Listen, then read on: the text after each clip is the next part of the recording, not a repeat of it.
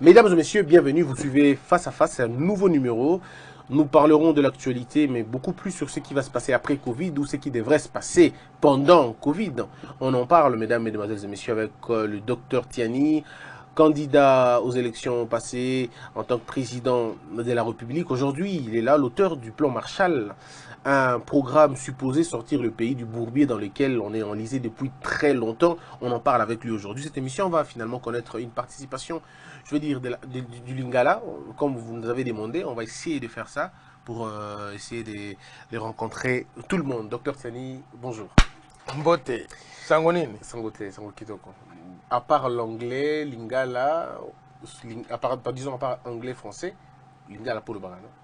Nalobaka linga, moi mon Québec, nalobaka chiluba, nalobaka portugais, nalobaka espagnol. Ah, donc espagnol le Baka, portugais pour le Baka. Bon dia, bon dia. Bon dia, Ah, tout le bon. Alors, aujourd'hui, sur l'Ingito Betalisolo, on va essayer un peu de parler dans tout ça. D'abord de la vie politique congolaise, là où on se trouve aujourd'hui. Est-ce que nous sommes dans un sale carrefour où les intelligences devraient en principe être organisées pour sortir le pays de là où nous sommes, ou vous pensez qu'on est freiné par des gens mal intentionnés qui nous bloquent dans cette situation? L'incompétence, l'ignorance. Oui, effectivement, le Covid-19 a fait ressortir même les faiblesses des institutions congolaises. Avant, peut-être beaucoup de personnes n'étaient pas très conscients qu'on était dans une situation extrêmement délicate, difficile, mais Covid-19 a fait exploser ces faiblesses, ces déficiences devant tout le monde, dans les yeux de tout le monde. Pourquoi? Parce que depuis que la pandémie a commencé, rien que la gestion de la pandémie, j'ai l'impression que nous sommes un peu perdus. On va à gauche, à droite, on semble pouvoir penser que la pandémie va être résolue par l'assistance étrangère, alors que d'autres pays s'appuient d'abord sur eux-mêmes, mobilisent toutes les ressources qu'il faut. Nous, au Congo, notre gouvernement avait mis sur la table d'abord 1,8 million de dollars, ce qui était très ridicule. Et après, le Premier ministre a parlé de 3 millions de dollars, ce qui paraît encore très ridicule. Donc, ça montre très clairement que les caisses de l'État, soit elles sont vides, mais s'il y a de l'argent dedans, je ne sais pas à quoi ça sert. Pourquoi? Parce qu'il n'y a pas longtemps que le même Premier ministre, le même gouvernement avait présenté au Parlement un budget de 11,8 milliards de dollars. Je peux comprendre qu'on n'arrive peut-être pas à réaliser le budget tel que prévu, mais 11,8 milliards de dollars, où est parti l'argent? Parce qu'à ce stade ici, je pouvais comprendre si on y avait mis dans la lutte contre la pandémie 50 millions de dollars ou 100 millions de dollars, réallouer l'argent d'autres utilisations qui étaient aussi importantes mais qui n'étaient pas aussi prioritaires que la lutte contre la pandémie. Mais arriver à être bloqué avec 3 millions de dollars à ce stade ici, je pense que notre gouvernement, les institutions congolaises ont manqué d'initiative, ne savent pas quoi faire pour lutter effectivement contre la pandémie. Je voudrais faire allusion à une mesure qui est salutaire, qui est saluée par tout le monde donc, sur le plan international, c'est le port de masques. Le port de masques dans notre pays, les gens voudraient bien porter les masques, mais je suis allé du côté de Kingasani, de Ndili, de Matete, de Bibois, de Kinkole, jusqu'à Ndili, partout de ce côté-là. Vous avez l'impression que l'État n'existe que de nom. Les gens ne portent pas de masques, les gens sont entassés les uns sur les autres.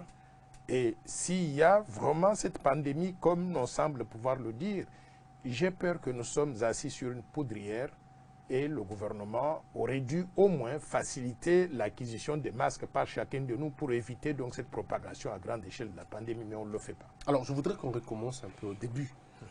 Lorsque la riposte parle de 130 et quelques millions de dollars pour lutter contre le Covid, sans nous dire exactement à quoi allait servir cet argent, sans nous donner les détails, les gens veulent savoir comment ils ont fait pour arriver à ce chiffre-là, à ce montant-là. Ça, c'est la première question. La deuxième question, quand on nous a parlé des nombres de cas de maladie, il y a beaucoup de gens qui commencent à se rendre compte que non seulement que c'est de la blague, mais ça ressemble beaucoup plus à l'escroquerie maintenant.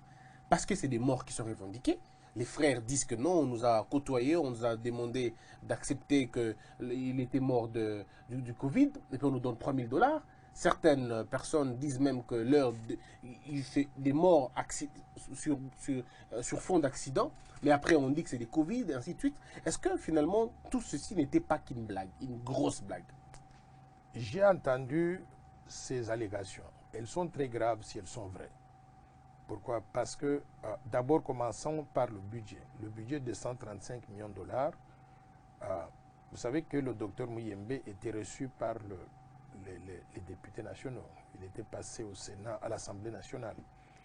Je devine que nous avons des députés nationaux qui sont très intelligents, qui auraient pu lui poser des questions sur les détails de tout le budget pour expliquer exactement à quoi ça allait servir.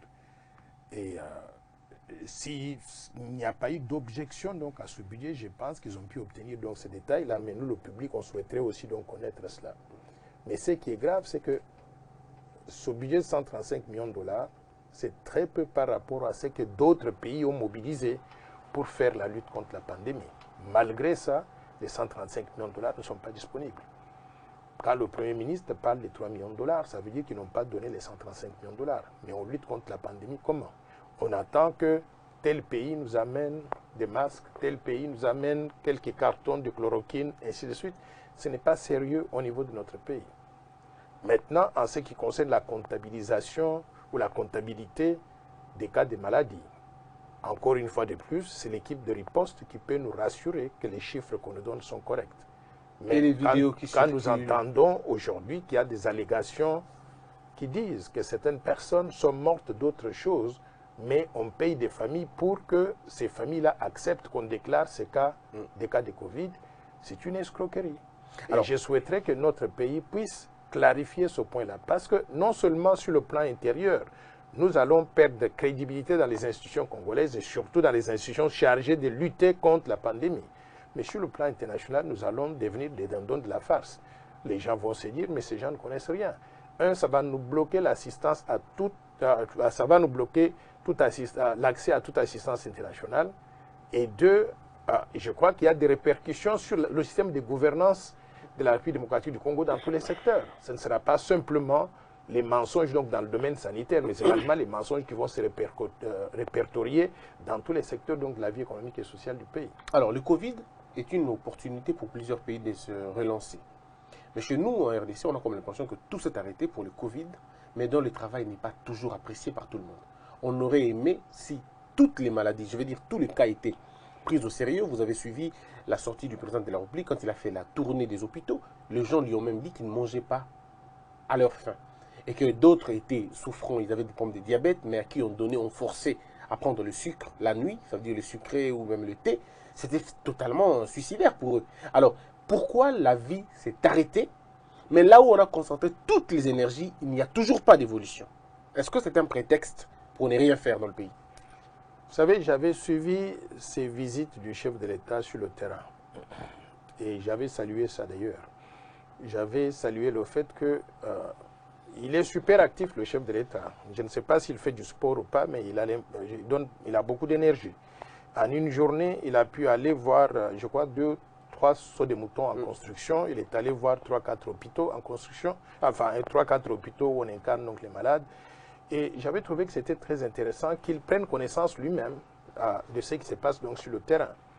Et je me suis posé la question, mais dans un pays, est-ce que le chef de l'État doit être le surveillant des travaux sur le terrain? À quoi sert le gouvernement? Pourquoi le Premier ministre ne bouge pas? On a un chef de l'État qui est super actif et un Premier ministre qui est somnolent. À quoi ça sert d'avoir ce Premier ministre-là? Moi, je voudrais encore une fois de plus dire à nos copains du FCC, et surtout à Joseph Kabila, il rend un très mauvais service au pays. Mais qu'est-ce que vous voulez de lui, Joseph Kabila? Qu'est-ce qu'il vient faire dans ça? Il vient faire dans ça parce que c'est lui qui a désigné le Premier ministre. C'est lui qui a désigné ce Premier ministre qui est somnolent aujourd'hui. Il a proposé, c'est Félix aurait pu refuser. Bon, vous savez bien qu'il a dû refuser plusieurs fois et puis après un moment, il fallait laisser passer quelqu'un. Donc, moi, je considère que c'est très grave qu'on puisse paralyser le pays en mettant dans des postes comme ça des gens qui ne sont pas à mesure de pouvoir faire fonctionner le pays normalement, et pensez que surtout Ilou pendant cette Kamba- période de pandémie. Vous pensez qu'Ilou Kamba est une personne inadaptée, au fait? C'est un profil Il qui ne n'a pas répond pas, respecté. il ne répond pas aux impératifs du moment. Incompétent ou somnolent, tout simplement? Bon, c'est un docteur en économie, j'estime qu'il ne doit pas être traité d'incompétent. Mais je pense peut-être, je ne sais pas quel est son problème, mais je pense qu'il n'est pas adapté pour résoudre les problèmes du pays. Il est somnolent. Il faut donc le faire partir. Moi, je pense, oui, qu'il faudrait peut-être regarder même tout le gouvernement. La structure du gouvernement qu'on avait avant Covid-19, qui avait 67 ministres là, cette structure du gouvernement-là n'est pas adaptée pour gérer le Congo après Covid-19. Et il faudrait qu'on revoie aujourd'hui cette structure, qu'on recentre la composition du gouvernement, peut-être à 20-25 ministres au maximum, avec un Premier ministre un peu plus jeune, un peu plus actif, avec une vision. Je pense que ça pourrait donner du tonus à l'action gouvernementale et remettre le Congo sur le rail. Pourquoi le pays s'est arrêté? Le pays s'est arrêté à cause d'hommes. Les hommes que nous avons alignés ne sont pas à la hauteur de ce qu'ils doivent faire. Le président de la République ne peut pas fonctionner. Je viens de vous dire tout à l'heure là qu'il se réveille un matin et il va visiter 3-4 sauts de moutons. Et seulement quand il va visiter les sauts de moutons, vous voyez que les gens travaillent. Et puis après, il va dans les hôpitaux, on lui dit nous n'avons pas mangé, nous n'avons pas, et on ordonne qu'on puisse donner la nourriture aux gens. Ça ne doit pas fonctionner comme ça. Le chef de l'État seul ne peut pas faire tout le travail. Il faut qu'il soit assisté. Il a des conseillers. Je comprends la présidence, il y a près de combien de conseillers? 741. Dans le gouvernement, il y a combien de ministres? 67 ministres. Et en plus de ça, l'homme doit pouvoir se déplacer seul pour... Il faut qu'on commence par mettre l'homme qu'il faut à la place qu'il faut. Alors, en commençant par notre Premier ministre et en commençant par notre gouvernement. Qu'on recentre ce gouvernement-là. Alors aujourd'hui, il y a beaucoup de ministres. Moi, je ne sais pas à quoi ils servent. La grande question, c'est de savoir à quoi Félix Tshisekedi joue. Il y a lui, Félix Tshisekedi, il y a Kabila de l'autre côté. À chaque fois, on a l'impression que la relation Félix et Joseph semble supplanter le fonctionnement de l'État. Je ne sais pas si vous avez la même impression, parce que c'est ce que les gens disent. Les gens, à un moment donné, ils disent Tolembi, Félix, Kabila. On dirait oh, ça est le côté. Vous savez, j'étais dans une émission sur la télévision Mercure. C'est une émission intitulée Le peuple parle. Donc, pardon. C'est une émission dans laquelle les gens appellent et vous devez répondre. Et j'ai entendu le peuple congolais. Ils appelaient de Kinsenzo, de Mimosa, de Ndjili, d'un peu partout. Il y avait des femmes, des hommes, tout le monde, des chauffeurs. Et j'ai entendu beaucoup de choses. Les gens sont conscients que le pays ne marche pas, que le pays est paralysé. Et les gens disent justement ce que vous venez de dire. Dites au président Félix Tshisekedi que son mariage avec Joseph Kabila ne nous amène nulle part. Nous voulons qu'il puisse se libérer et nous voulons qu'il soit entouré de gens comme vous. C'est comme ça que les gens... Je vais vous envoyer cette émission en question. Donc, moi, je pense que le pays est paralysé. On a l'impression que le chef de l'État, pour prendre n'importe quelle décision, doit aller se concerter avec son copain de Kingakati. Ça, et moi, je pense... Mais qu'est-ce que vous en pensez? Vous, en tant que c'est ça la vérité. Je vous donne. Qu'est-ce que vous en pensez? Mais je dis bien que c'est ça qui se passe. Pour prendre n'importe quelle décision, le président de la République doit se concerter avec son copain de Kingakati. Je donne un exemple. Ce n'est pas normal qu'au bout de 15 mois, ça fait 15 mois qu'il est au sommet de l'État, un an et demi maintenant, ce n'est pas normal que le président de la République soit dans l'impossibilité ou dans l'incapacité de nommer les mandataires de l'État. Les entreprises publiques sont saignées à blanc. Les régies financières sont saignées à blanc. La Banque centrale est littéralement privatisée, saignée à blanc. Et le président de la République est incapable de pouvoir remplacer ces gens-là. Donc, je considère qu'aujourd'hui, il faut qu'on dise les choses telles qu'elles sont. Le président de la République n'a pas tous les pouvoirs qu'il faut pour gérer le pays. Et il ne faut pas que toutes les décisions soient prises entre les deux, entre le président de la République et le président Kabila. Mais on est en coalition. Quand vous êtes en coalition, c'est tout à fait normal que toutes vos belles idées soient discutées, concertées, pourquoi pas? La coalition, c'est une coalition fictive. Le peuple dehors, là, connaît exactement qui doit diriger le pays. Le peuple ne veut plus entendre parler de Joseph Kabila et de sa coalition-là. Et c'est quoi le peuple demande la solution aujourd'hui. Moi, j'avais proposé que le président dissolve de l'Assemblée nationale, qu'on recommence à zéro, qu'on retourne aux élections et qu'on voit qui va avoir la majorité. Je ne crois pas que les gens qui n'ont pas assez de moyens pour réorganiser les élections qui vont coûter beaucoup d'argent à la République, alors que cet argent peut être utile pour la construction des routes, des hôpitaux, et financer les microcrédits, les entrepreneurs, et ainsi de suite. Il faut qu'on sache qu'est-ce qui est prioritaire. Le système actuel ne va nous amener nulle part. Il n'y aura pas de construction de routes, de financement des microcrédits, il n'y aura pas d'assistance au secteur privé, il n'y aura pas, même la gratuité de l'enseignement dont on parle, elle est fictive. Donc, le système actuel ne nous amène nulle part. Il faut qu'on se fasse violence maintenant en nous disant, commençons par le commencement. Et le commencement, c'est quoi? C'est avoir l'homme qu'il faut à la place qu'il faut, avoir des institutions crédibles. Et ces institutions-là, nous ne les avons pas aujourd'hui. Qu'est-ce que nous devons faire? S'il faut emprunter l'argent pour réorganiser les élections, moi je dirais allons-y. Et le Congo a déjà suffisamment d'argent pour réorganiser ces élections-là. Mais tout l'argent est dilapidé. Ça va dans des caisses. Vous avez vu donc les procès que nous sommes en train de vivre de Vital Kamerhe et consorts. On en parlera. Le cas Kamerhe, on en parlera, mais commençons d'abord par le cas Kabila. Comment résoudre le cas Kabila? Je voudrais faire la médiation entre les deux. Je voudrais rencontrer le président Félix Tshisekedi et je voudrais inviter le sénateur à vie, Joseph Kabila, qu'on ait une réunion entre nous en tant que Congolais et qu'on explore, qu'on examine comment le pays fonctionne et qu'ils entendent peut-être le point de vue de quelqu'un qui ne fait pas partie de la coalition, qu'on arrive à trouver une solution pour que le Congo puisse redémarrer. Je sollicite cette réunion-là, Monsieur le Président de la République, Monsieur l'ancien Président de la République, organisons cette rencontre et nous allons nous parler et vous allez m'entendre. Il y a des choses que je ne peux pas dire à la télévision et je souhaiterais vous les dire face à face. Et vous pensez qu'en disant ça, ça va régler la situation? Bon, si on ne peut pas régler la situation, on devra peut-être commencer à appeler les gens à aller dans la rue. Parce que nous sommes à ce point-là. Moukona est allé en prison peut-être pour ça aussi. Je ne veux pas parler de ça parce que on a eu un antécédent sur le plan privé, sur le plan personnel. Je ne veux pas que les gens puissent considérer qu'on a... Je ne veux pas que les affaires privées puissent entrer donc dans la République. Mais quand vous demandez les gens d'aller dans la rue, vous avez entendu à chaque fois que les gens du FCC, disons les gens de l'UDPS parlent pour le compte de Félix Tshisekedi, il y en a aussi les gens du FCC qui descendent dans la rue pour parler. Alors de quel peuple vous parlez? Êtes-vous sûr que ce même peuple descendra pour faire partir Kabila ou pour faire partir Félix Tshisekedi, ou on va le mettre tous dans un sac et les chasser tous les deux? Vous savez, avant, on n'avait pas... avant, ce peuple-là descendait dans la rue. Quand Etienne Tshisekedi donnait un mot d'ordre, tout le monde descendait dans la rue. On peut empêcher, on peut faire tout ce qu'on veut, les gens descendaient dans la rue. Aujourd'hui, l'UDPS, avec Félix Tshisekedi au pouvoir, et Joseph Kabila avec son FCC au pouvoir aussi, les gens ne savent plus qui est le leader donc, de la communauté. Je vous informe que la force du changement est devenue la troisième force politique du pays. Si nous donnons un mot d'ordre, la population va suivre. Je vous invite à suivre l'émission qu'on a faite hier où le peuple appelait. Nous sommes devenus la troisième force politique du pays et si nous voyons que le pays n'avance pas, nous allons appeler que le peuple puisse descendre dans la rue. Avec votre parti, avec votre regroupement politique, vous êtes devenu la troisième force. Nous sommes devenus la troisième force par politique autoproclamation ou par Mais ce n'est pas autoproclamation, il faut suivre les gens. Je vous invite à suivre cette émission, entendre les gens qui appellent de partout. Et les gens reconnaissent que nous ne faisons pas partie du problème. Mais savez-vous combien d'émissions sont faites au Congo où les gens appellent de la même manière pour dire parfois le contraire de ce que vous avez entendu? Comment sur base d'une émission vous calquez votre popularité? Non, ce n'est pas simplement cette émission ici. On a fait plusieurs émissions. Et on était sur Barcelona Politique, mais je parle donc des émissions où les gens appellent. Je suis passé sur Télé 50, où j'ai parlé donc de ce qui s'est passé dans le pays et les gens appelaient de partout. Je suis passé sur Héritage, et ainsi de suite. Nous avons pris la température. Nous sommes devenus la troisième force de ce pays. Parce que les gens peuvent nous sous-estimer. Parce que vous ne le dites. Dites-nous un peu aujourd'hui, est-ce que vous pensez que la solution serait d'arrêter Kabila ou d'arrêter ses compagnons?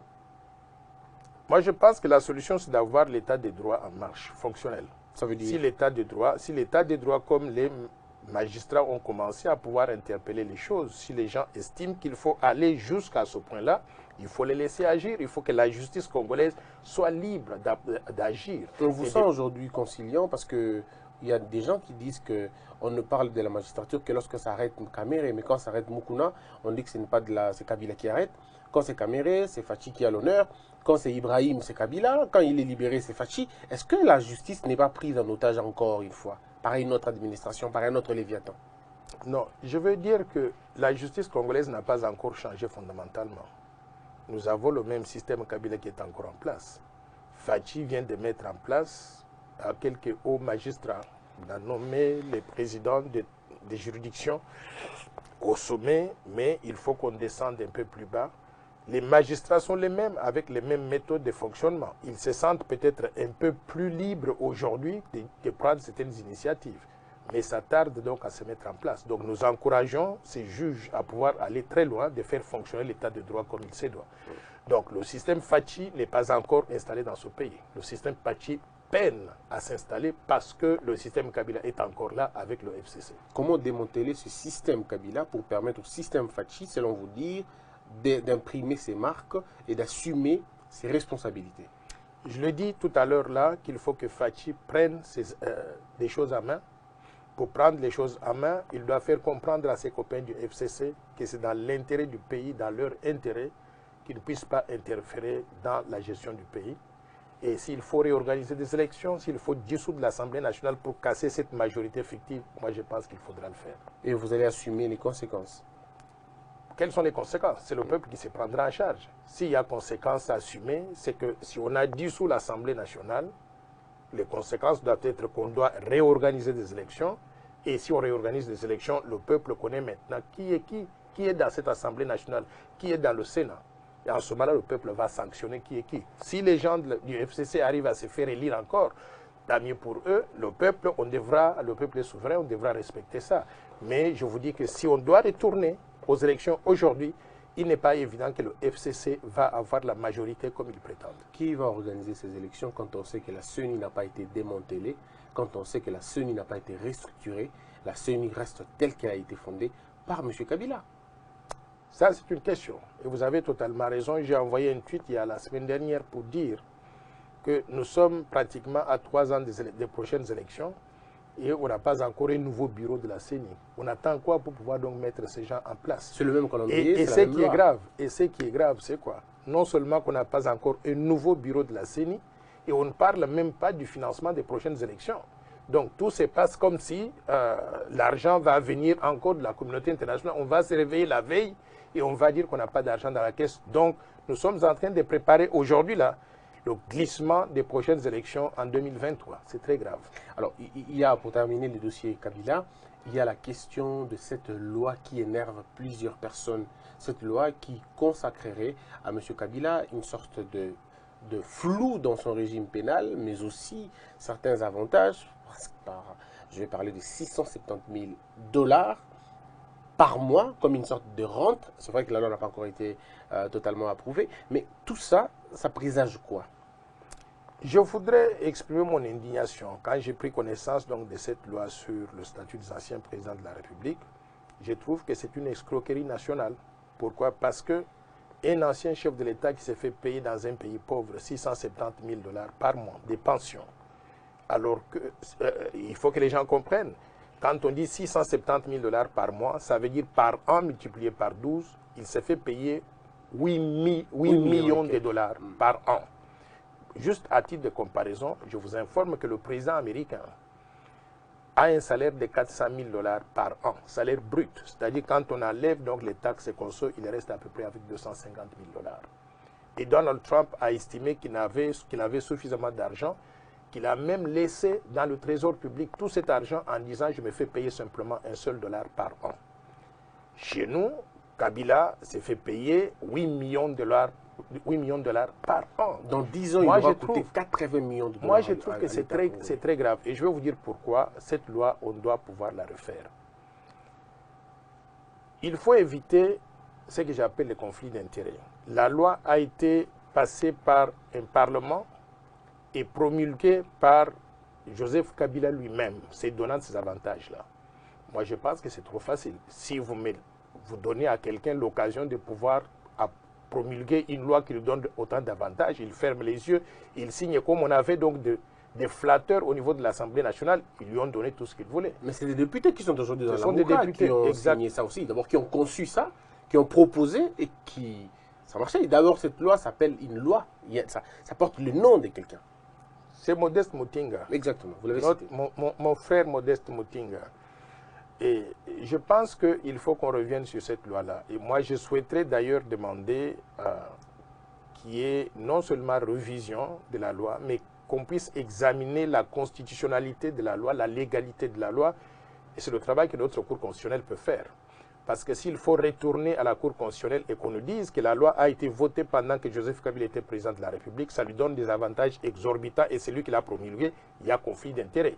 Je pense que la Cour constitutionnelle va déclarer cette loi-là pas valable. Maintenant, on peut retourner à l'Assemblée nationale pour pouvoir proposer une loi qui soit raisonnable. Qu'est-ce que moi je considère donc raisonnable? Je ne connais pas le salaire du chef de l'État ici. Il a moins de 20 000 $. S'il a moins de 20 000 $, comment est-ce qu'on parle de moins de 20 000 $ par mois pour le chef de l'État en poste à 670 000 $ pour l'ancien chef de l'État? Il y a un problème.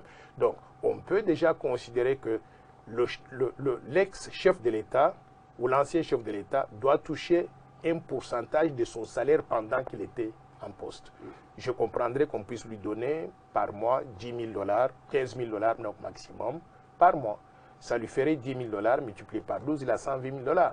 À comparer 120 000 $ par an, à comparer à 8 millions de dollars, je pense qu'on peut sentir donc l'impact de cela sur les trésors publics et on peut dégager ces épargnes-là pour construire les hôpitaux, pour payer la gratuité de l'enseignement, pour aider donc les Congolais dans d'autres secteurs. Alors, donc vous pensez que cette loi, c'est une sorte d'arnaque systématisée, qu'on ne peut pas donner autant à un ancien président, mais il n'y a pas que ça. Il y a aussi du côté pénal, par exemple, il ne peut pas être poursuivi pour les faits commis pendant qu'il était président, et même pour les faits commis en dehors de son exercice. Pour être arrêté, il faut l'accord ou l'aval de 2/3 de 2 chambres du Parlement.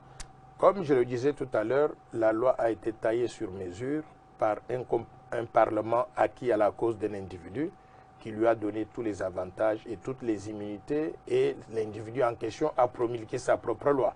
Il faut qu'on examine donc la constitutionnalité et la légalité de la loi au niveau de la Cour constitutionnelle et une fois qu'on a annulé la loi, toutes ces histoires vont tomber et en ce moment on pourra rédiger une loi qui réponde vraiment au besoin de garantir au chef de l'État un certain niveau de vie après la retraite, mais en même temps aussi de ne pas piller le trésor public au profit d'un seul individu. Aujourd'hui, le FCC estime que Joseph Kabila est victime de la haine de certains Congolais aigris qui pensent qu'il faut en finir avec lui.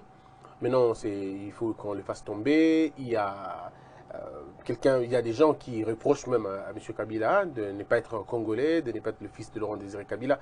Bref, tout un tas de choses. Vous avez suivi la dernière sortie médiatique d'un des jeunes, on va dire ça comme ça, M. Ibrahim, qui estime que M. Kabila n'est pas le fils de Laurent Désiré Kabila. Est-ce que vous pensez que cette histoire, elle est importante au point d'en parler aujourd'hui? Ou bon, on peut dire on s'en fout, c'est une question privée de famille, on passe à autre chose? Vous savez, il faut qu'on fasse une différence entre les affaires privées et les affaires d'État. Quand on parle des affaires privées, dans une famille, il y a toujours des querelles. Et s'il y a des querelles dans une famille, c'est à eux de régler leurs problèmes donc, familiaux entre eux-mêmes. On n'a pas besoin de s'impliquer dans ça. Mais là où ça a une implication sur les affaires d'État, c'est lorsqu'il s'agit d'un membre de la famille qui a été chef de l'État et qui reçoit des avantages liés au statut du chef de l'État. Et de l'héritier aussi. Et de l'héritier en même temps. Donc, je pense que ce sont des questions sérieuses. Et moi, je ne sais pas pourquoi au niveau de cette famille-là, ils ne peuvent pas régler leurs problèmes de façon systématique. Si, aujourd'hui, moi, je connais mes frères et sœurs. Si aujourd'hui, il y a quelqu'un qui se pointe devant ma porte et qui dit, vous savez quoi, je suis le fils de votre père. Et il offre même une porte de sortie en disant, si vous voulez savoir vraiment que je suis votre frère, je veux qu'on fasse un test ADN. Moi, je serai volontaire pour ça. Vous allez accepter de faire un test ADN pour prouver que vous êtes le fils de votre père? Non, pas pour prouver que c'est lui qui dit qu'il est mon frère, qu'il est effectivement mon frère, parce que je ne le connaissais pas avant. Oui, mais Ibrahim ne demande pas ça. Ibrahim demande à Kabila de faire un test d'ADN. Oui, c'est pas à lui de faire un test mais en réalité, il demande à ce qu'on puisse prouver la paternité des membres de la famille. C'est entre eux-mêmes, c'est un problème familial entre eux-mêmes. Donc moi, personnellement, je pense qu'un problème familial doit être réglé entre eux. Mais s'il y a des questions qui touchent à l'existence de Joseph Kabila en tant qu'ancien président de la République, qui a été le fils de Mouzé, notre ancien président de la République, ce sont des questions qui intéressent les Congolais. Alors, il faut qu'on trouve un moyen de pouvoir faire la lumière sur ces questions-là. Des questions simples mais directes. Pensez-vous que Joseph Kabila est congolais? Ça, moi, je ne peux pas attester parce que je n'étais pas là, je ne le connaissais pas quand il était né, je ne connaissais pas sa mère, je ne connaissais pas son père, donc je ne peux pas attester ça. Je n'ai pas de moyens. Pensez-vous qu'il est le fils de Laurent Désiré Kabila? Je ne peux pas attester sur ça parce que je ne sais pas. Comment est-ce que je peux... Moi, j'ai eu l'occasion de connaître quelqu'un qui vous connaît, avec qui vous avez grandi. Et il m'a attesté que vous êtes Congolais. Donc, je peux me baser sur ça pour dire que oui, Christian Bossembe, il est Congolais, il a étudié dans telle école. Je connais même les notes que vous obtenez. Je connais même les noms de vos sœurs. Christiane et puis Christelle. Et Christelle. Donc, je connais, donc je peux attester ces choses-là. Mais en ce qui concerne l'ancien président, je ne peux pas attester parce que je n'étais pas là. Pensez-vous que Félix Tshisekedi est congolais? J'ai l'avantage d'avoir connu Félix Tshisekedi, d'avoir connu sa mère et d'avoir connu son père et de connaître ses frères. Donc, je connais toute la famille. Je peux l'attester. Très bien. On va passer cette question. Rentrons dans les dossiers 100 jours. Ça va finalement faire un mois, pratiquement, que le directeur du cabinet du président de la République est aux arrêts. On lui a refusé plus de 3 fois la liberté provisoire, prétestant qu'il y avait des indices sérieux de culpabilité. Est-ce que vous, quand vous avez entendu cette nouvelle, on vous avait tweeté, d'ailleurs vous étiez indigné de savoir qu'un prisonnier était en train de tweeter en prison et qu'il s'est méprêné de notre justice. Est-ce que vos sentiments ont évolué ou vous pensez qu'on a encore du chemin à faire sur l'affaire 100 jours? Non, mes sentiments n'ont pas évolué. Au fait, je continue à penser que nous devons tous... Nous voulons tous, en tant que Congolais, qu'on ait un état de droit dans notre pays. Avoir un état de droit veut dire qu'on respecte les règles du jeu. Quand vous allez devant les juges, vous demandez la liberté provisoire et les juges estiment que vous ne méritez pas d'avoir la liberté provisoire, ça s'arrête là. Mais j'ai l'impression que dans ce cas ici, tous les 2 jours, ils reviennent, ils demandent la liberté provisoire. Je ne sais pas qu'est-ce qui a changé par rapport aux premières indications, aux premiers indices de culpabilité que les juges avaient. Et d'ailleurs, je dirais même que les indices de culpabilité sont devenus beaucoup plus sérieux maintenant, avec la fuite de son neveu de Vital Kamerhe. Il a été rapidement interpellé. Il a été rattrapé. Il a été invité simplement pour venir témoigner. Il prend fuite. Pourquoi quelqu'un qui est invité prend fuite et va se cacher donc dans une ferme à Kenge ou Bandundu s'il ne se reprochait donc de rien? Il n'y a rien que ces éléments-là.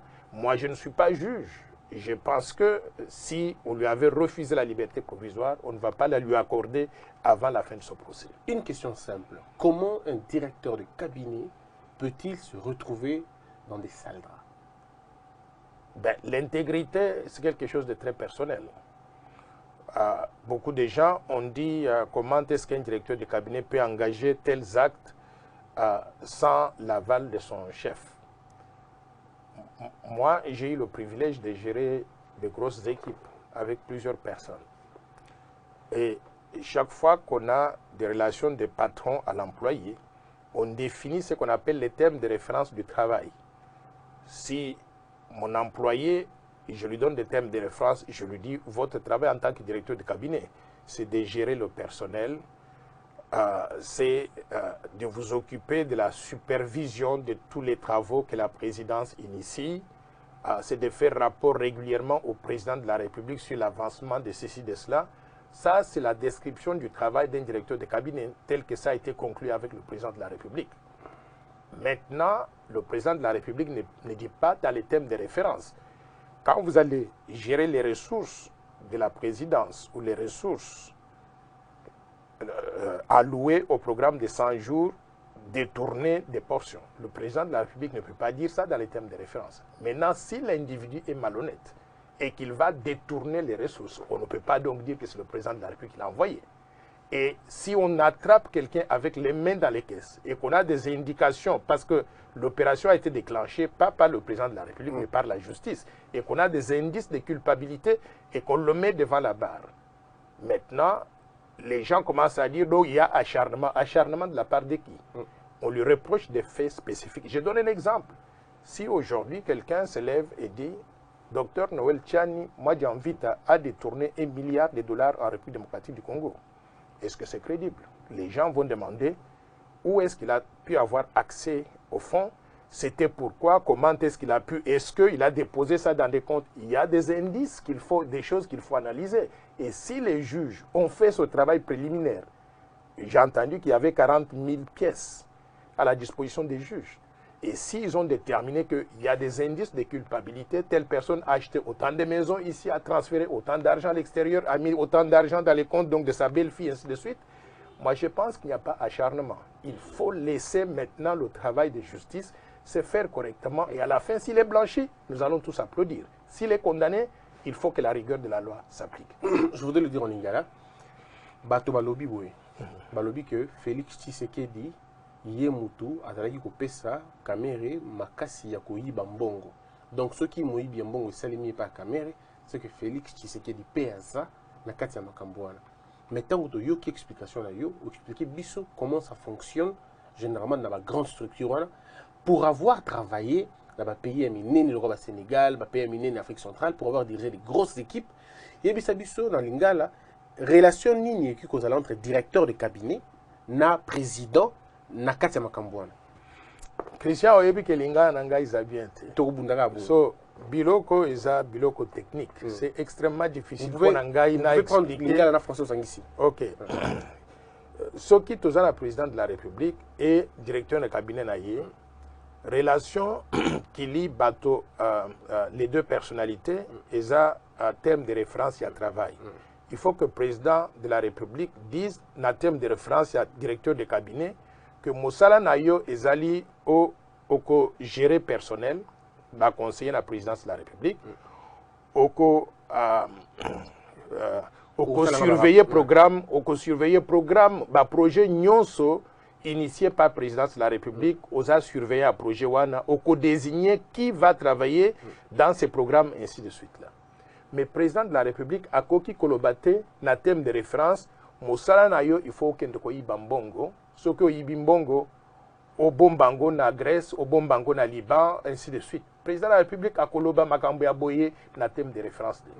Ce qui est directeur il y a cabinet, à Keikuna, Azui ba camarade naye, ba cousin naye, bana ya mwasi naye, Azui bango, abandi kosumba, kopesa bango, mbongo, na cash bazo, bombango na ba compte bancaire, ou bien bazo transférer en à l'étranger, ou bien bazo somba bandako, ou bien aussi, directeur na cabinet, à Kei, Azui ba camarade naye ba libanais, a sali arrangement na bango, a pesi bango contrat pour en retour, bango ba pesa parcelle na bananaye. Ça, c'est une question de moralité, c'est une question d'éthique.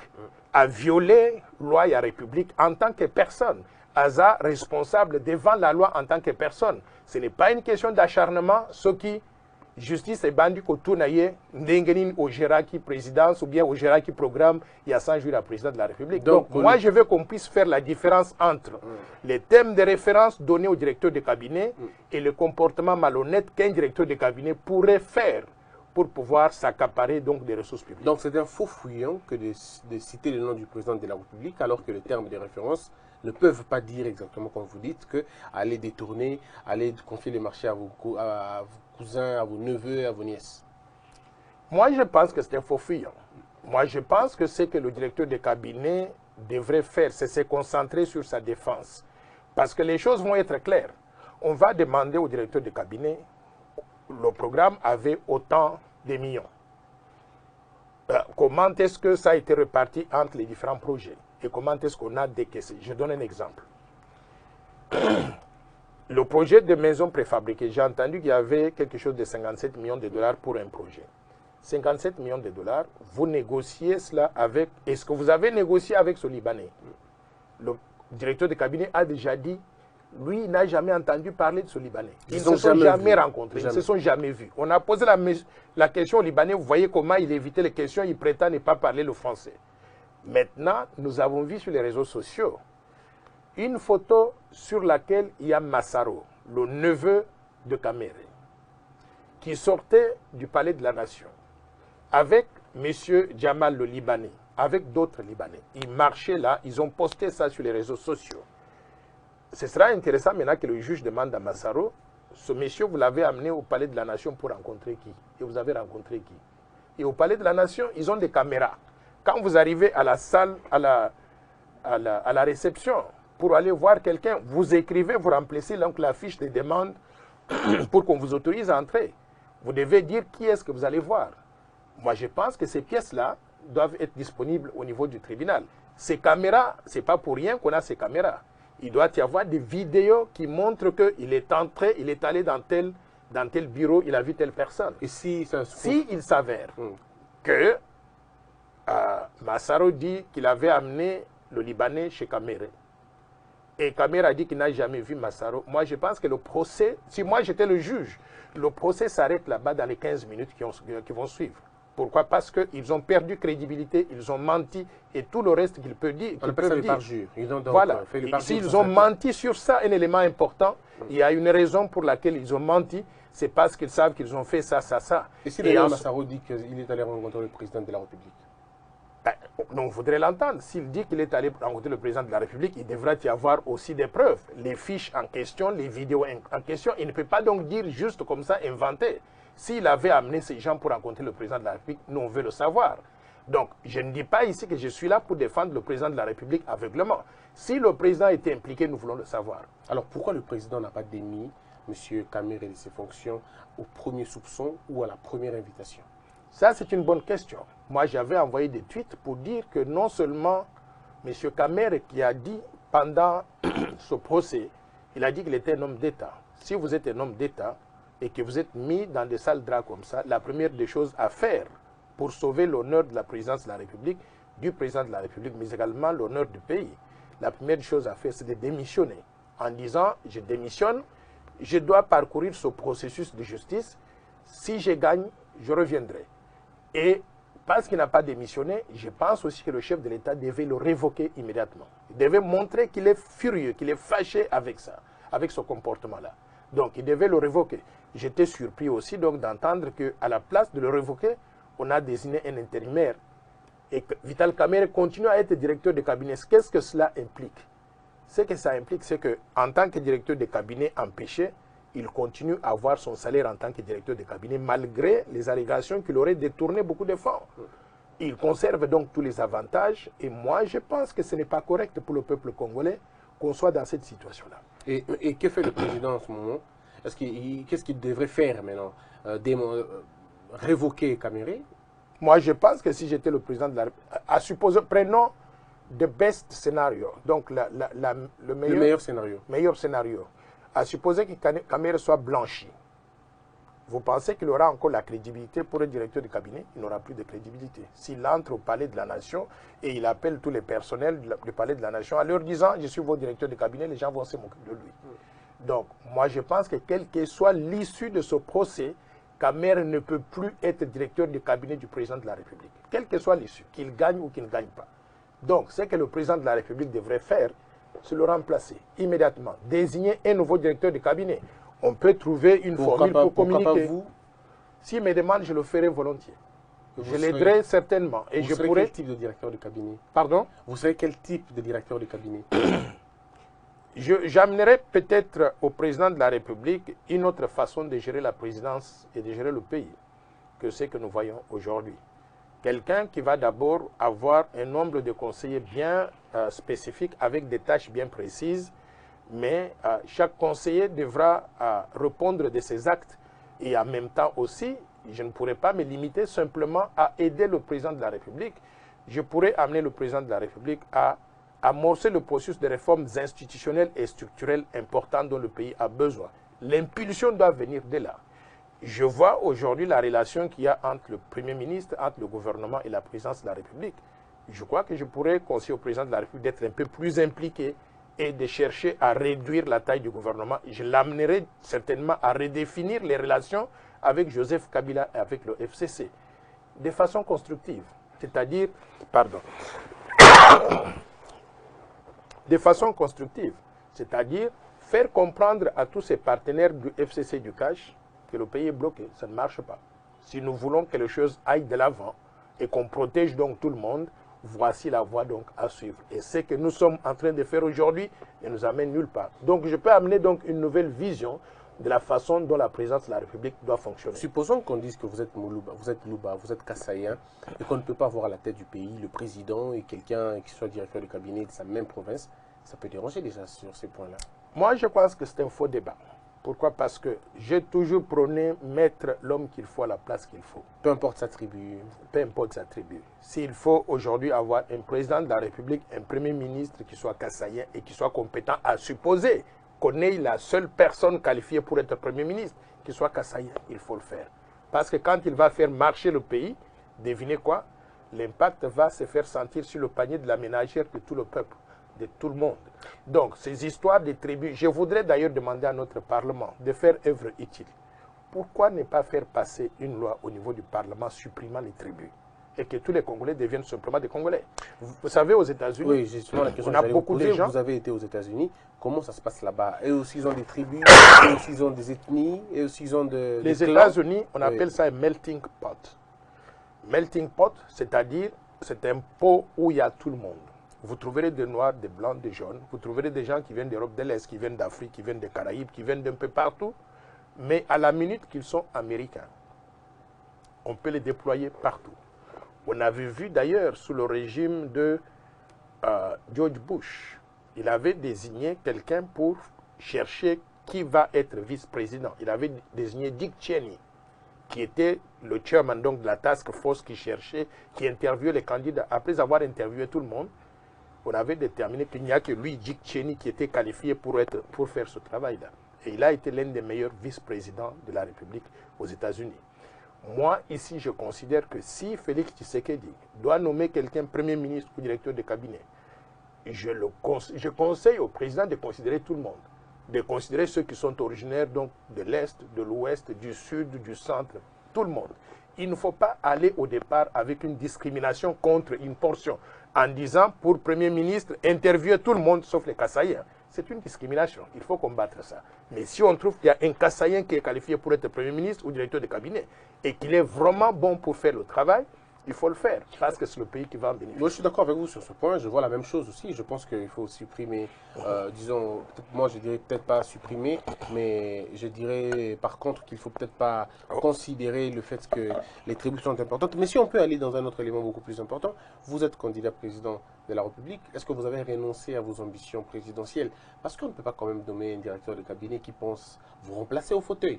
Est-ce que vous allez renoncer à vos ambitions présidentielle une fois que vous êtes directeur du cabinet du président de la République? J'étais candidat président de la République en 2018. L'élection a eu lieu, je n'ai pas gagné. Il n'est pas dit que parce qu'on a été candidat à la présidence de la République en 2018, on sera candidat à la présidence de la République dans toutes les élections à venir. Cette question ne me passe même pas à l'esprit pour l'instant.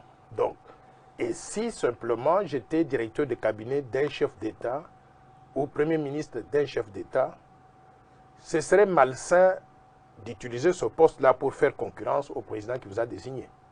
Moi, je pense que rien que ça, si le président de la République arrivait à me désigner à ce poste-là, en réalité, il me donne un message très clair. Ne postulez plus pour la présidentielle prochainement. Donc, c'était passage pour Caméré de montrer ses ambitions présidentielles en 2023, même quand c'était suite à des accords. Bon, en Nairobi. Moi, si j'étais à sa place, je n'aurais pas agi de la façon dont il agissait. Et je ne crois pas que c'est à cause de ça qu'il est devant la barre aujourd'hui. Donc, il n'y a pas d'acharnement, ambition de l'éliminer, parce que si le Félix Antoine Tshisekedi était motivé par ça, il éliminerait tout le monde. Il regarderait les Noël Tchani, tout le monde. Il éliminerait tout le monde parce qu'il veut rester tout seul. Et je ne crois pas ce président-là, je ne pense pas qu'il pense à des choses comme ça. Pour l'instant, s'il me désignait moi pour faire quoi que ce soit, je le ferai avec dédication, non pas simplement au pays, mais avec dévouement au président de la République. Et ce serait malsain de pouvoir lui faire concurrence s'il a l'ambition, lui-même n'a pas annoncé qu'il sera candidat en 2023, mais s'il annonçait qu'il sera candidat en 2023 et que j'étais son directeur de cabinet, devinez quoi? Logiquement, je devrais être son directeur de campagne. Oui.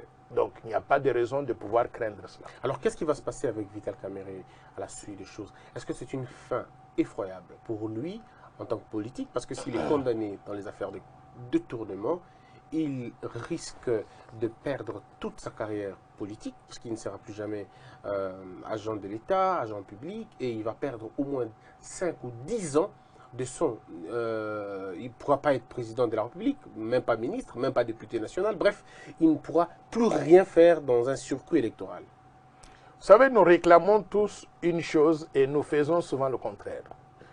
Tous les Congolais réclament la mise en place d'un état de droit fonctionnel. Et quand on a un état de droit fonctionnel, on doit mettre en avant la bonne gouvernance. Pour mettre en avant la bonne gouvernance, on doit lutter contre la corruption et les détournements de fonds publics.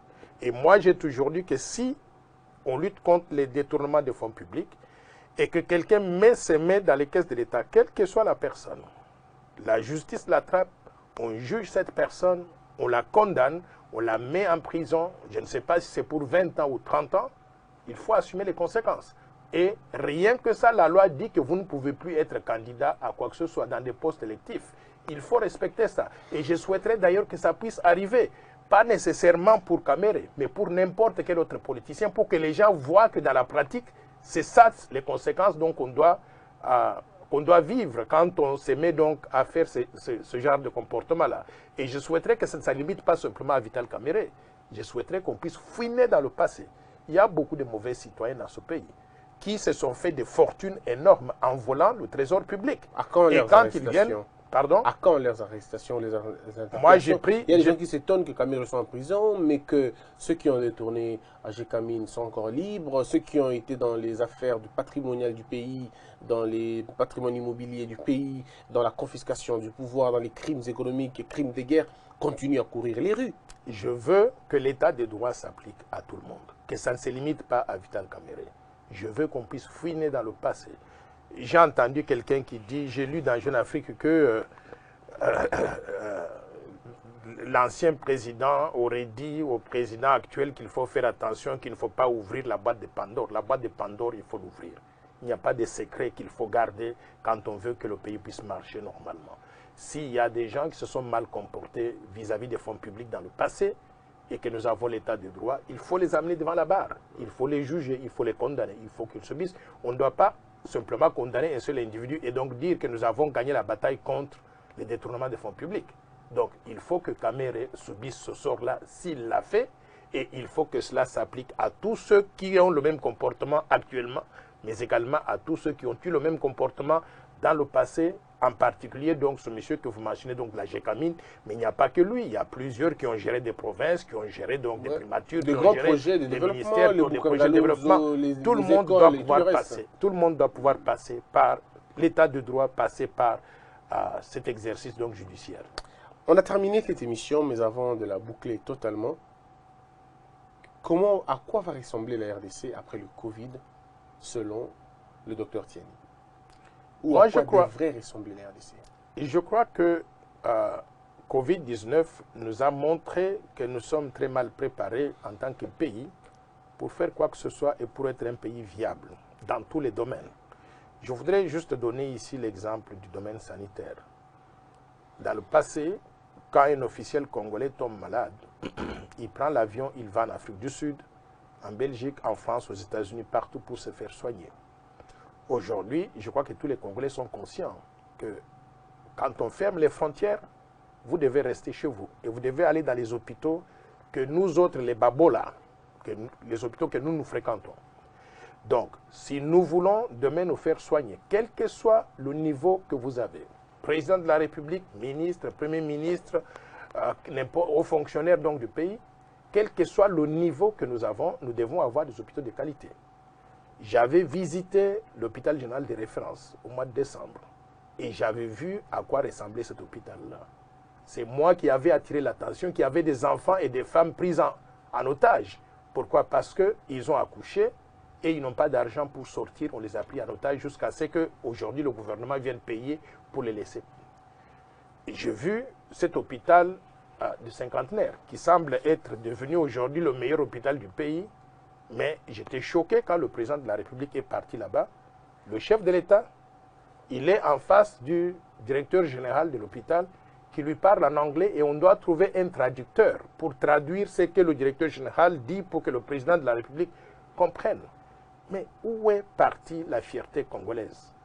Où sont partis des médecins congolais.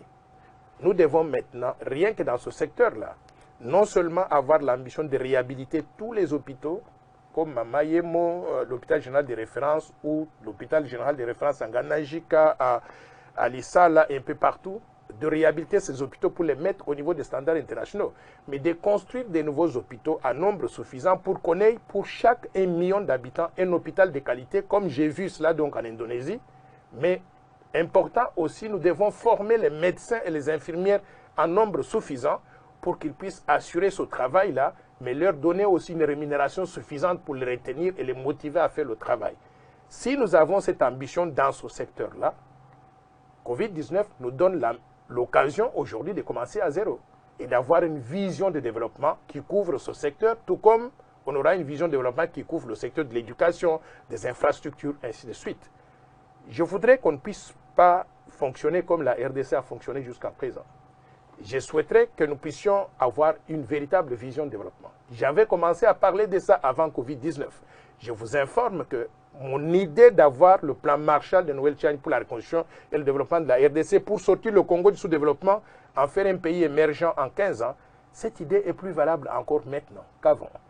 J'ai commencé à titre personnel avec un groupe d'amis, membres de la Force du Changement, à actualiser le plan Marshall. On a fait un travail extraordinaire. Nous sommes pratiquement à la fin. On profite donc de cette période de confinement pour pouvoir travailler. Et nous allons sortir maintenant le plan Marshall de Noël Tchani pour la reconstruction et le développement de la RDC actualisé après Covid-19 avec l'ambition maintenant de développer la RDC sur 15 ans pour que nous puissions être préparés à être des pays souverains dans tous les secteurs. Alors, moi, je voudrais qu'on utilise donc cet événement malheureux pour faire ce travail-là, pour qu'on ne puisse plus faire des choses au hasard. Ces histoires d'avoir les premiers ministres qui présentent au Parlement un programme pour 3 ans parce qu'on lui a soufflé ceci au niveau du Fonds monétaire international, de la Banque mondiale ou bien de la Banque africaine de développement, on doit mettre ces habitudes-là dans la poubelle.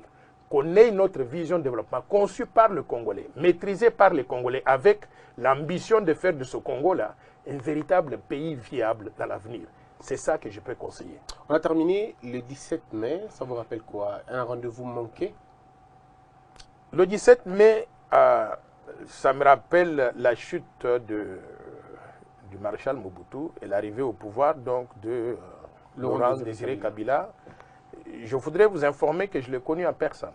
Donc, il m'avait fait venir le 17 mai, justement, avant qu'il n'arrive à Kinshasa le 17 mai, je crois que c'était 3-4 jours avant, il savait qu'il allait arriver ici. Il m'avait appelé pour demander, il y avait un article dans Jeune Afrique, on parlait de moi, il avait vu ça, il avait demandé à quelqu'un de pouvoir me contacter. J'ai été contacté par le ministre Mawampanga et puis André Kapanga qui était aux États-Unis à ce moment-là, qui ont demandé que le président voulait que j'arrive à Kinshasa. J'étais arrivé à Kinshasa, devinez quand? Le 17 mai. Le 17 mai 1997. Et aussitôt arrivé, j'ai eu l'occasion de le rencontrer. Donc j'ai eu l'occasion de le fréquenter, d'entendre sa vision. Je voudrais que les gens sachent que ce monsieur-là, malgré les défauts, il était nationaliste. Il aimait son pays. Et je lui avais posé une question curieuse. Je lui avais dit, mais tiens, quand vous m'avez fait venir ici, je croyais que c'était une révolution, mais je constate qu'il y a des Rwandais partout. Comment vous expliquez ça? Il a rigolé, il m'a dit, c'est pour ça que je fais venir des gens comme vous. Et je vais faire venir davantage de gens comme vous. Quand vous serez donc en grand nombre, vous allez prendre position dans tous les secteurs. Ces gens-là vont retourner chez eux. Ils nous ont accompagnés pour arriver jusqu'ici, mais c'est à vous de développer donc le Congo. Donc je sais qu'il avait l'amour du Congo et du peuple congolais. Et puis après... Malheureusement, je crois qu'il a manqué de stratégie. Il était, j'hésite à utiliser ce mot-là, il était désordonné. Et il était désordonné au point où, par la suite, je crois qu'il est entré en conflit avec ses, si je peux dire, ses partenaires qu'il avait accompagnés jusqu'ici. Il y a eu des questions de tribalisme qui sont entrées et il était confus et il ne savait plus comment donc diriger le pays. Où étiez-vous donc en ce moment-là? Moi, je suis resté ici. Au moment où on préparait la réforme monétaire, j'ai quitté exactement le Congo le 14 août 1997 pour rentrer à Washington et continuer mon travail à la Banque mondiale. Et je lui avais dit, je vous aime beaucoup, mais je vois que ça ne marche pas et je ne crois pas que vous allez réussir. Je m'en vais, je vous dis au revoir. Je suis parti. Il avait insisté, il m'avait dit, allez-y, réfléchissez, je souhaiterais que vous puissiez revenir. Donc je suis allé, il m'a accordé une semaine. Il a envoyé quelqu'un à Washington qui est venu me parler. Et je l'ai invité, il est venu me voir à la Banque mondiale. Nous sommes allés manger ensemble. Et devinez cette personne-là, c'est qui? Albert Yuma Mulimbi. Et j'avais répété la même chose. Je ne reviendrai pas au Congo n'importe comment, parce que je voyais bien qu'on était sur la mauvaise pente. Rien que ce qu'il avait fait au niveau de la Banque centrale, je lui avais dit, vous allez échouer. Il me disait, il m'a fait venir d'abord pour être gouverneur de la Banque centrale. Quand je débarque ici, il commence à me dire, non, vos frères là, donc les Joseph, les Kakouti, les Congolo, les Moïse Congolo et consorts, tout le groupe de Katangé, les Mpoyo, ils sont allés lui dire, non, celui-là, vous allez le mettre vice-gouverneur, le gouverneur doit être Katangé. C'est là que je lui dis, vos histoires de tribalisme de telle personne doivent être de telle province, vous allez échouer. Et ce que j'avais prédit est arrivé. La Banque centrale, depuis ce temps-là, devinez quoi? Elle est dirigée simplement par des Katangé. Et vous voyez donc la Banque centrale, ce qu'elle est devenue. Elle est devenue l'ombre d'elle-même. Le franc congolais que nous avons laborieusement conçu a échoué. L'un des pères. Voilà, le franc congolais a échoué. C'est pour ça que je suis allergique aux histoires de tribalisme. Si Félix Tshisekedi veut redresser le Congo et qu'il trouve que la meilleure personne qu'il peut trouver pour faire tel travail, c'est telle personne qui vient de telle province, et ainsi de suite, il faut oublier ces histoires-là. On peut trouver des mécanismes pour pouvoir équilibrer les choses pour que si on a mis un Kassaye là-bas, qui est quelqu'un de l'Équateur ici, quelqu'un du Bandung là-bas, mais on doit trouver toujours les meilleurs. Et quand on cherche, on va trouver ces meilleurs-là dans toutes les provinces. Je promets aux téléspectateurs qu'on reviendra un jour pour parler des péchés capitaux de Laurent Désiré Kabila, pour connaître l'homme. J'ai comme l'impression que vous le connaissez assez. Et on discutera pour parler, pourquoi pas économie, après les Covid, il est très important d'en parler. Notre banque centrale et le fonctionnement du circuit bancaire en RDC, qui ne finance pas assez des entrepreneurs. Comment faire avec le plan Marshall pour financer les secteurs privés, et puis voilà bien d'autres. Donc on en parlera très prochainement. Merci d'avoir répondu à nos questions, Dr Tiani. Merci beaucoup, je serai très heureux de revenir et de parler donc du plan Marshall de Noël Chang pour la reconstruction et le développement de la RDC révisé après Covid-19. C'est quelque chose de très différent. Est-ce qu'on aura les durs? On aura les durs. Oui, oui, oui. Et je vous informe que vous devez avoir le temps et l'habitude de lire parce que je suis maintenant à 650 pages et ce n'est pas encore terminé. Donc, on va vous donner donc le dur au moment opportun. C'est l'un des exercices que j'aime bien, c'est lire des ouvrages aussi importants, mais surtout des livres très intéressants. Et des programmes aussi, pourquoi pas. Je vous informe que j'avais donné le plan Marshall du départ à quelqu'un, je ne peux pas citer son nom, aux États-Unis, au moment où je venais de recevoir les copies de l'imprimeur. Et 4-6 mois plus tard, la personne est revenue aux États-Unis et c'est un haut cadre de la République. Et il a entendu parler du plan Marshall partout. Il m'a dit, mais ce livre dont j'entends parler là, est-ce que vous pourrez m'en donner une copie? Je lui ai dit, mais je vous avais donné ça il y a 6 mois. Donc, il n'avait jamais ouvert, il n'avait jamais lu. Donc, j'espère quand je vais vous le donner, vous allez donc le décortiquer. Je prendrai vos pages, je reprendrai vos citations, vous comprendrez que j'ai lu le livre et on va discuter sur la question. Merci beaucoup, Dr Tiani. Merci également à tous ceux qui nous ont suivis. Apprenez simplement à suivre cette émission, mais surtout à vous abonner dans Congo Buzz, à Congo Buzz Télévision. Rassurez-vous simplement une chose, nous sommes à Kinshasa depuis un certain temps. Vous suivrez cette émission dans vos chaînes locales dans peu de temps. Que la peur quitte nos esprits et que Dieu bénisse la RDC.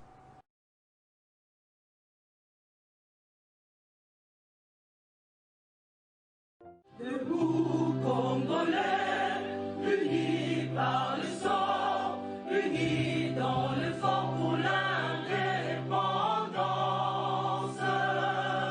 Unis aux hommes, si l'obinois, Taïmana, Chino,